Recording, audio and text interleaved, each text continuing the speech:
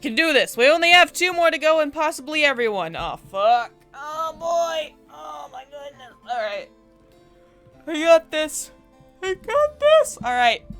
Erik, my lovely prince. Bleh. Wow.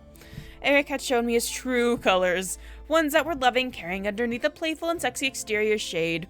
I was fairly certain I was the only one outside of his brothers who saw such truth.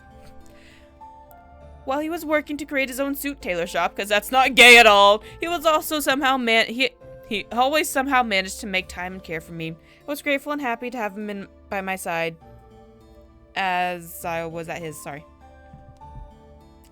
Erik sat in the seat beside me watching his brother's work, so I got to have a little moment in staring at him without him knowing. The turtleneck scarf combined with the good look on him. Excuse me? The turtleneck and scarf. Whoopsies. However, Erik turned his gaze to me as if he knew.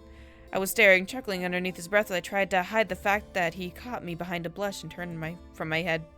I didn't read that right at all. I'm so lost now.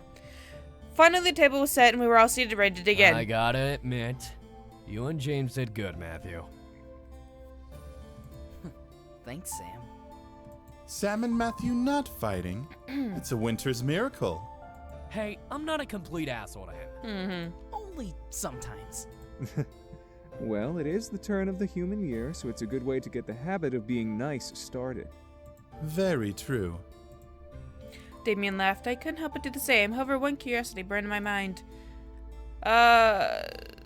This name has a question. Yes? What is it? What'd you do last New Year's Eve? I had remembered them telling me that they had been in the human world for a full 6 months before my grandfather passed away. If that was the case, then this wasn't their first New Year's Eve. The boys took in the question and looked to each other. Didn't we go to, like, New York or something? Didn't we go to, jeez. We were on another continent by then. Like, Europe or something? Boy. London. We were in London. I remember that. We had such a fun time walking around and taking in the sights.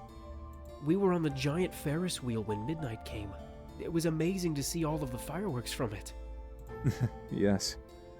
The London Eye was closed off for the public, but since we were friends of Harold Anderson, we were allowed access and were lifted to the very top of it. A perfect view of the sky during the celebration. Matthew couldn't stop jumping all over the damn place from how excited he was. Hey, you were excited about it too. All of us were. Very fair, Matthew. Still, has it really been a year since then? So much has happened since. The boys seemed to trail off into their own nostalgic memories, mentioning events of their trip around the world thanks to my grandfather. While I was happy for them, a little part of me felt left out. Sure, I didn't know them. Sorry, my ages. But to have experienced the world with them would have been a dream. Maybe we could go somewhere in the future. Heck, maybe I'd be able to see the demon world. However, who knew the future? It was an unknown for epic time that I had yet to explore, that no one had explored yet, and blah blah blah. I looked at my glass, seeing it full of my favorite drink, courtesy of James while he was sending him up dinner. My own reflection greeted me, and I felt myself naturally take hold of it and lift it. Ahem! At last the boy stopped talking and looked to me as I raised my glass. I want Pro's toast. Oh? A toast for what, princess? The future.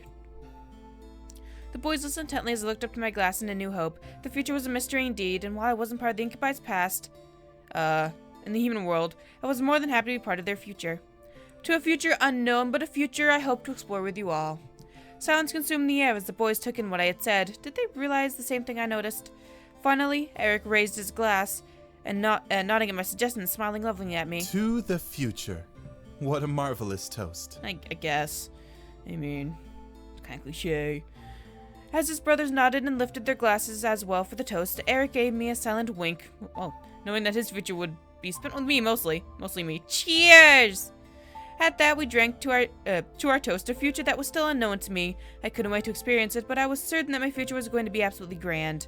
My heart couldn't stop pulsing with joy at the thought. I was excited to experience what was to come. We ate dinner and talked about the potential things that could happen in the future, new business, possible trips, and works. For the first time, I felt like I was part of the family as I was listened to and spoke just as much thinking. However, as a sudden flare of fireworks flashed outside of the windows and the sound wave echoed behind the glass, the boys flinched and looked over in shock. What the hell? Fireworks? But it's not midnight yet. It's pre-celebration have fireworks. those? Yes, Damien. Sort of the school in this area likes to order a lot of fireworks and set off the extras before New Year's comes around. What are you waiting for? We're gonna miss the fireworks show. The boys and I all looked to each other and grinned before heading for the door. Wow, the scouts with fireworks.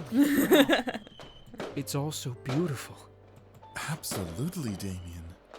Truly magnificent. You got that right. Whoa, whoa, okay, I was not prepared for that. Holy crap. He looks a little bit like a snake. He looks mischievous. Oh boy, oh boy. I looked up to Erik, watching him lift my hand and gently kiss the back of it. I could only gasp in surprise as he smirked slightly against my skin. He was so charming. How was I lucky enough to be his? Erik, aren't you going to watch the fireworks? Of course, but the fireworks do not hold a candle to how magnificent you are. The other boys just stand there like, well, this is awkward, huh? I smiled and blushed, both from embarrassment and the cool air around us. It was a picture-perfect moment, a small breath of life that I would carve in my memories and cherish for the rest of my life. At my smile, Erik tilted his head lightly. What is it? I can't wait to see the New Year's with you. Erik stared for a moment before chuckling and nodding in reply. And I cannot wait to spend the many New Years with you after that. Who could argue with that? It was at that moment I knew deep in my heart that I would have my happily ever after somewhere in the unknown future. Let the new year come. I was ready. Yay. Whew, only 6 minutes on that one. I'll see you guys in the next one. James is the last one. Hopefully. My God. Oh, I hope so, because I can't read those same lines again. See you guys in the next one. Bye-bye.